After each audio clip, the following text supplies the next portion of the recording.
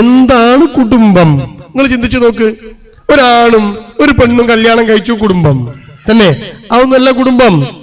അല്ല കൂട്ടരെ, ഒരു പെൺകുട്ടിയോട് നിങ്ങൾ കല്യാണത്തെ കുറിച്ച് പറഞ്ഞു നോക്ക്. ഒരു 18 വയസ്സ് കഴിഞ്ഞ പെൺകുട്ടിയോട് മോളെ കെട്ടിച്ചാലോ ഉണ്ടാൻ തൊളിയുമ്പോ അവിടെ ഉണ്ടോ? 20 വയസ്സ് കഴിഞ്ഞ പെണ്ണിനോട് ചോദിച്ചു നോക്ക്, നിങ്ങൾ മോളെ കെട്ടിച്ചാലോ? ഞാൻ തയ്യാറല്ല, ഞാൻ റെഡിയല്ല. എന്താ അവള് റെഡി അല്ലാത്തതെന്നറിയോ? അറിയോ നിങ്ങൾക്ക്? അവക്ക് പ്രേമുണ്ടായിട്ടല്ല, പിന്നെ ഉമ്മാന്റെയും ബാപ്പാന്റെയും ജീവിതം കണ്ടിട്ട് ആ പെൺകുട്ടി പഠിച്ചൊരു പാഠം എന്താണെന്നറിയോ? ഇത് ഭയങ്കര കഷ്ടപ്പാടാണല്ലോ പറച്ചോനെ. ബാപ്പാന്റെ ദുശാഠ്യം, ബാപ്പാന്റെ വാശി, ബാപ്പാന്റെ ഒച്ച ആരെ മേലെ നേരെ ഉമ്മക്ക് നേരെ. ആലോചിച്ച് നോക്ക് നിങ്ങള്. ഒരു പെൺകുട്ടിന്റെ അടുത്ത് കൊണ്ടുവരിക കൗൺസിലിങ്ങിന് വേണ്ടി. ഒരു പെൺകുട്ടിയെ നല്ല പർദ്ദയിട്ട ഉമ്മ, താടി വെച്ച വാപ്പ, നിസ്കാരത്തഴമ്പുണ്ട്, 10-60 വയസ്സുണ്ട് വാപ്പാക്ക്. ആ പെൺകുട്ടി നല്ല പർദ്ദയൊക്കെ ഇട്ട് മഫ്തിയൊക്കെ ഇട്ട് നല്ല ഡീസന്റ് കുട്ടി. ആ പെൺകുട്ടി എന്റെ അടുത്ത് കൊണ്ടുവന്ന് വെച്ചിട്ട് ബാപ്പി ഉമ്മയും പറയാണ്, ഓളെ പുറത്തിരുത്തിയിട്ട് വാതിലൊക്കെ അടച്ചിട്ട് ഓല് പറയാണ്, സാറേ ഞാന് മറ്റേ പള്ളി കമ്മിറ്റിന്റെ ആളാണ്. ഞാൻ പറഞ്ഞു, ഉഷാർ, എന്റെ നാട്ടിലെ ഫുൾ കാര്യങ്ങളും ഞാൻ തന്നെയാണ്. ഞാൻ പറഞ്ഞു, അടിപൊളി ഉഷാർ. പിന്നെ ഞങ്ങൾ കുറെ ജീവകാരുണ്യ പ്രവർത്തനങ്ങളൊക്കെ ഉണ്ട്. ആൾക്കാർക്ക് വീൽ ചെയർ കൊടുക്കും, ആൾക്കാർക്ക് സഹായങ്ങൾ കൊടുക്കും. ഇതിന്റെ ഒക്കെ ആള് ഞാനാ. ആരാ പറയണ അറിയോ? 60 വയസ്സുള്ള താടി വെച്ച നിസ്കാരത്തഴമ്പുള്ള വാപ്പ. ഞാൻ പറഞ്ഞു, നിങ്ങൾ ഉഷാറുള്ള ആള്. അതെ ഉഷാറാണ്. എന്താ പ്രശ്നം? എന്തിനാ നിങ്ങൾ എന്റെ അടുത്ത് വന്നത്? വാപ്പ ഒന്നുകൂടി എന്റെ മുന്നിലേക്ക് ചാഞ്ഞിരുന്ന് എന്നോട് പറയാണ്, നോക്ക് എന്റെ മോളാണ് സാറേ പുറത്തേക്കണത്. ഞാൻ ചോദിച്ചു, എന്താ പറ്റിയത്? ഓക്കൊരു പ്രേമം. ഞാൻ ചോദിച്ചു, അതിന് എന്നിട്ട് ഞമ്മക്ക് പറ്റുമോ? നിങ്ങൾക്കറിയില്ല, ഞാൻ വലിയ ആളാ നാട്ടില്, എന്റെ മോൾ ഇങ്ങനെയാണെന്ന് പറയാൻ പറ്റുമോ? അവിടെ സാറൊന്ന് സ്വകാര്യമായിട്ടാവുന്ന് പറഞ്ഞിട്ട് ഒന്ന് ഉഷാറാക്കണം. ഞാൻ പറഞ്ഞു, ആയിക്കോട്ടെ, നമുക്ക് സംസാരിക്കാം. ആ പെൺകുട്ടിന്റെ മുന്നിലേക്ക് കയറി വന്നു, എന്റെ മുന്നിലെ കസേരയിലിരുന്നു. മിടുമിടുക്കി പെണ്ണ്, നല്ല സ്മാർട്ട് കുട്ടി. അവളിന്റെ മുന്നിലിരുന്നു, ചിരിച്ചു.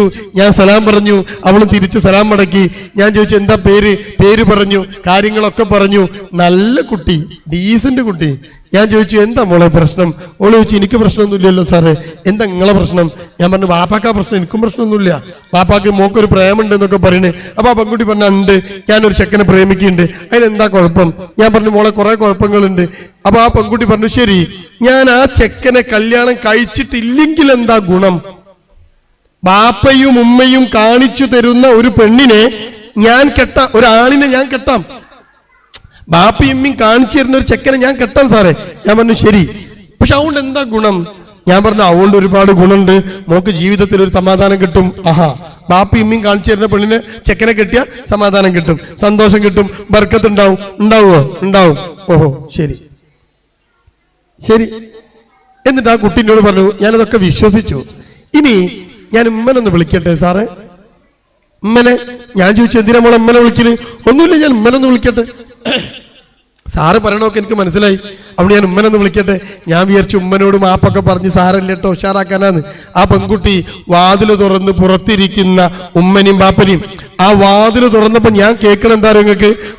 ബാപ്പാന്റെ ഫോണിൽ ഉമ്മക്ക് വയലിട്ട് കൊടുത്തതാ. നന്നാവാൻ വയലാ, നന്നാവ്, പെണ്ണെങ്ങനെ വേണ്ടിയാണ് ഉമ്മക്ക്.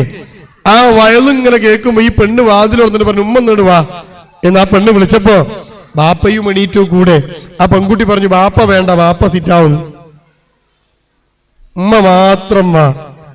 ഉമ്മ മാത്രം അകത്ത് വന്ന് പെൺകുട്ടി വാതിലടച്ചു. ഉമ്മനെന്റെ മുന്നിലിരുത്തി, അവളും എന്റെ മുന്നിലിരുന്നു. ഞാൻ ചോദിച്ചു, എന്തിനാ മോളെ ഉമ്മ?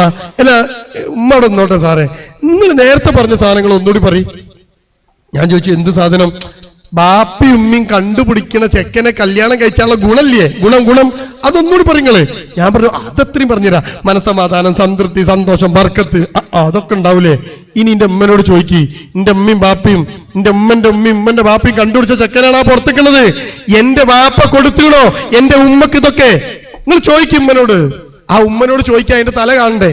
തല താത്തി വെച്ച് കരിയാതെ വിതുമ്പി കരിയാ. ആ ഉമ്മ എന്റെ കൈ അങ്ങോട്ട് പിടിച്ചിട്ട് ആ മോള് പറഞ്ഞു, സാറേ ഉണ്ടായ കാലം മുതൽ, ഓർമ്മ വെച്ച കാലം മുതൽ ബാപ്പാന്റെ വൃത്തികെട്ട സ്വഭാവം കൊണ്ട് എന്റെ ഉമ്മ എന്റെ കണ്ണീര് കാണാൻ ഞാൻ. എന്നിട്ട് നിങ്ങൾ പറയണത് ഈ ഉണ്ടാക്കിയ കല്യാണം കൊണ്ടുവന്നിട്ട് സമാധാനം കിട്ടുന്നു? എന്റെ പ്രിയപ്പെട്ട വാപ്പമാരെ, ഉമ്മമാരെ, ഈ കുടുംബത്തിൽ ജീവിക്കുന്ന ആളുകൾ ചിന്തിച്ചോ, എന്റെയും എന്റെ ഭാര്യയുടെയും ജീവിതത്തിന്റെ സുഖം കണ്ട് ഏതെങ്കിലും ഒരു മക്കൾ നിങ്ങളെടുത്ത് വന്ന് ചോദിക്കോ, ഉമ്മാനെ പോലെ ജീവിക്കാൻ എനിക്കൊരു കെട്ടിച്ചേരും ഒരു പുതിയാപ്പിള്ളേന്ന് ചോദിക്കോ? എന്താ നമ്മളെ വീടിന്റെ അവസ്ഥ? നിങ്ങൾ ചിന്തിച്ചു നോക്ക്. ഭർത്താവിന്റെ ദുശ്ശാഠ്യങ്ങൾ, ഭർത്താവിന്റെ പ്രശ്നമുള്ള സ്വഭാവം, ഒച്ചയും വിളിയും നായാട്ടും, അയാൾ അങ്ങോട്ട് വൈകുന്നേരം വരും, ഒച്ചയും വിളിയും നായാട്ടും പ്രശ്നങ്ങളും, ഉമ്മ അങ്ങനെ അറിയാ. ഇത് കണ്ട പെൺകുട്ടി കല്യാണം കഴിച്ചു പോകും ഞങ്ങൾ വിചാരിക്കുന്നത് ആണോ? നിങ്ങൾ ചിന്തിച്ചു നോക്കിക്കോ, ഓരോരുത്തരും ചിന്തിച്ചു നോക്കിക്കോ. കുടുംബം സ്വർഗമാക്കി മാറ്റണ്ടേ?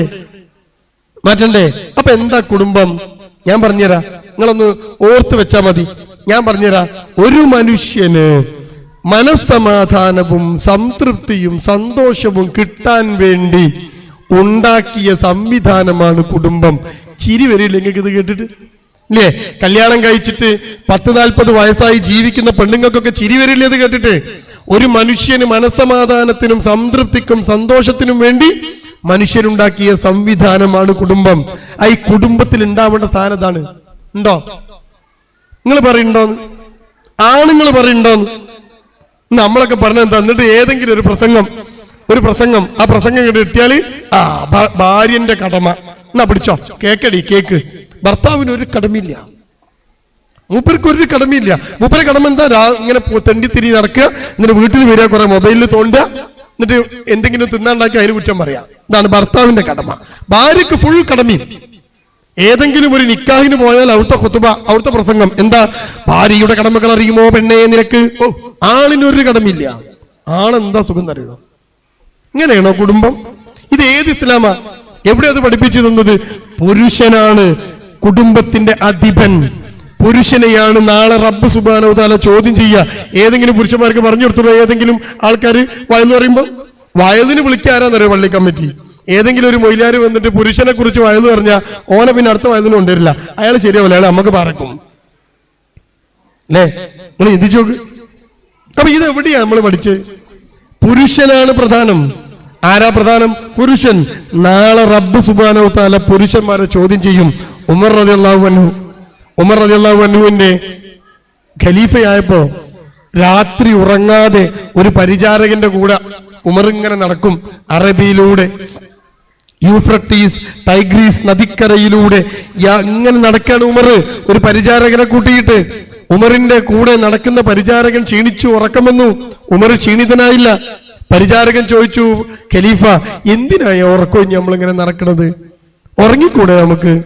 ഉടൻ ഖലീഫ പറയാ, ഉമർ പറയാ, എടോ നബി സല്ലല്ലാഹു അലൈഹി വസല്ലം പറയണത് ഞാൻ നേരിട്ട് കേട്ടിട്ടുണ്ട്. എന്താ പറഞ്ഞെന്നറിയോ? ഓരോ ഭരണാധികാരിയും നാളെ ചോദ്യം ചെയ്യപ്പെടും. അള്ളാന്റെ കോടതിയിൽ ഭരണാധികാരികൾ ചോദ്യം ചെയ്യപ്പെടും. ഓരോ ഭരണാധികാരിയും. ആ ഭരണാധികാരികൾ നാളെ ചോദ്യം ചെയ്യപ്പെടും. നിന്റെ റസൂലിന്റെ വായിന്ന് ഞാൻ നേരിട്ട് കേട്ടിട്ടുണ്ട്. ആരാത് പറയണേ? ഉമർ റളിയല്ലാഹു അൻഹു. എന്നിട്ട് പറയണേടോ, നിനക്ക് വേണമെങ്കിൽ നീ പോയി കിടന്നുറങ്ങിക്കോ, എനിക്ക് ഉറക്കം വരില്ല. കാരണം എന്താ? ഞാൻ ഭരിക്കുന്നിടത്ത് ആരെങ്കിലും പട്ടിണി കിടന്ന ഉത്തരം ഞാൻ പറയേണ്ടി വരും അല്ലേ? ഇനി എന്റെ ശബ്ദം കേൾക്കുന്ന ആണുങ്ങൾ ചിന്തിച്ചോ, ഞാനും നിങ്ങളുമൊക്കെ ഭരണാധികാരിയാണ്. ഒരു കുടുംബത്തിന്റെ ഭരണാധികാരി നാളെ പരലോകത്തെത്തുമ്പോൾ ചോദ്യം ചെയ്യപ്പെടെ എത്ര സക്കാത്ത് കൊടുത്തു, എത്ര നിസ്കരിച്ചു, എത്ര നോമ്പൊറ്റു, എത്ര പൈസ ചെലവാക്കിയെന്നല്ല, കുടുംബസംഗമം നടത്തിയെന്നല്ല. ആദ്യത്തെ ചോദ്യം, എടോ നിന്റെ കുടുംബം, നീ ആയിരുന്നല്ലോ ഭരണാധികാരി, അതിന്റെ ക്ഷേമം എന്ത്? ക്ഷേമം. നിന്റെ കുടുംബം, അതിന്റെ സന്തോഷം എത്ര? നിന്റെ ഭാര്യക്ക് നീ എന്തൊക്കെ ചെയ്തു കൊടുത്തു? ഒരു ഭർത്താവിനോടാ ചോദ്യം, ഭാര്യയോടല്ല. നാളെ ഉത്തരം പറയാണ്ടോ നിങ്ങളടുത്ത്? അതുകൊണ്ട് ആണും പെണ്ണും ചിന്തിക്കണം.